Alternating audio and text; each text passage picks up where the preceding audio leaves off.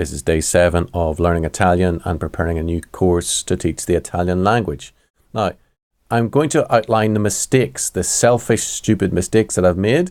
But let me just say firstly that I'm only able to enumerate these mistakes because I am publicly posting about it, which is forcing me to reflect upon the work that I've done. All right. And also because I am forcing myself by deadlines to produce better content than I've done before. All right. So here's one of the first mistakes. You have to prepare the learner to produce on the spot without looking at their notes. So in your previous teaching, you have to give them all the armament that they need, but in an environment where you can't look at your notes,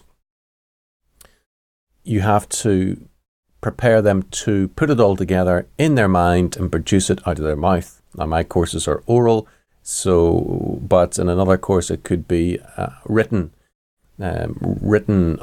production of Italian or whatever you're trying to teach.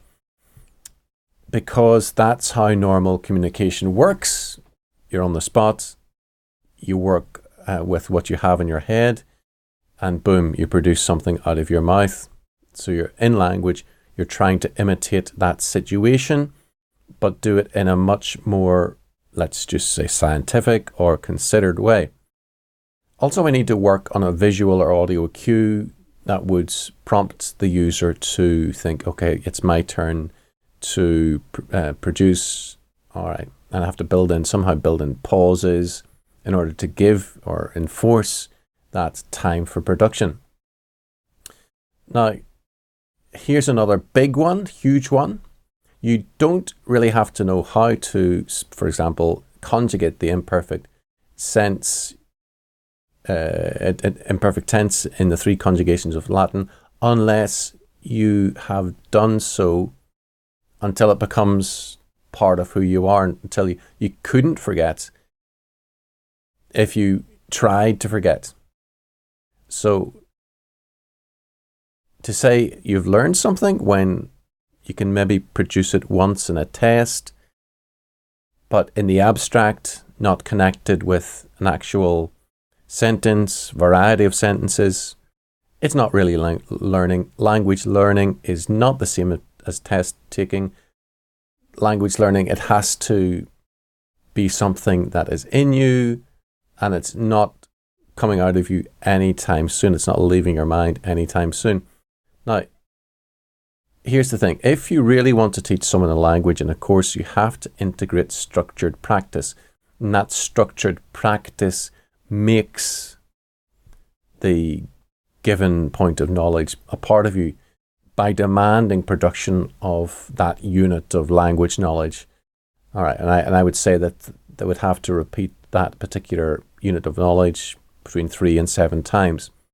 It's a little bit difficult to do that, and I don't know how small a unit to drill down in. If it's an imperfect tense, do they have to do the 3rd person, 2nd person, 1st person, 4th, 5th, 6th person? Or do you go down to that detail? I'm not sure. Now, here's the next bit. If you aim to repeat each language point 3 to 7 times, you have to, number 1, have a record of each language point that you want to teach. And secondly, note down how often it is repeated. So you've got to have a structure, some structure, an Excel spreadsheet. I just don't know. All right.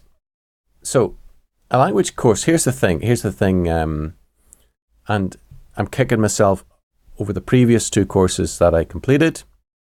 A language course which takes 20 times less time to finish rather than another given course does not save the student any time. Say if it's one course is 3 hours, the other course is 60 hours. No time is saved if they spend the 3 hours or 6 hours, whatever, to do your course because they're stopping and starting and checking their notes. It does not save them 57 hours or 54 hours. If that course does not enable the conscientious, hard-working student, disciplined student, self-disciplined student to be able to communicate in their target language, you can't enforce learning, but you can provide an environment in which learning is much more accessible for those with even a modicum of language learning ability. Now, here's another thing. I was profoundly selfish. I was phoning it in for the last 2 courses I did because of my mentality. My mentality, yes, I was sort of trying to seek to serve people, but I was thinking primarily about myself, how this would help me be a better teacher and would help me learn more about French and Spanish. I was not putting this student first. The student was maybe a second or a third, and a distant second or third. So those are some confessions and mistakes. And that's where the ethical thing comes in, not putting the student first. If you claim to be serving the student, but the student isn't at the top of your list of priorities, then it doesn't really count for much. Hope you find that useful, and either I'll give you an update tonight if it's useful or tomorrow. Okay, God bless.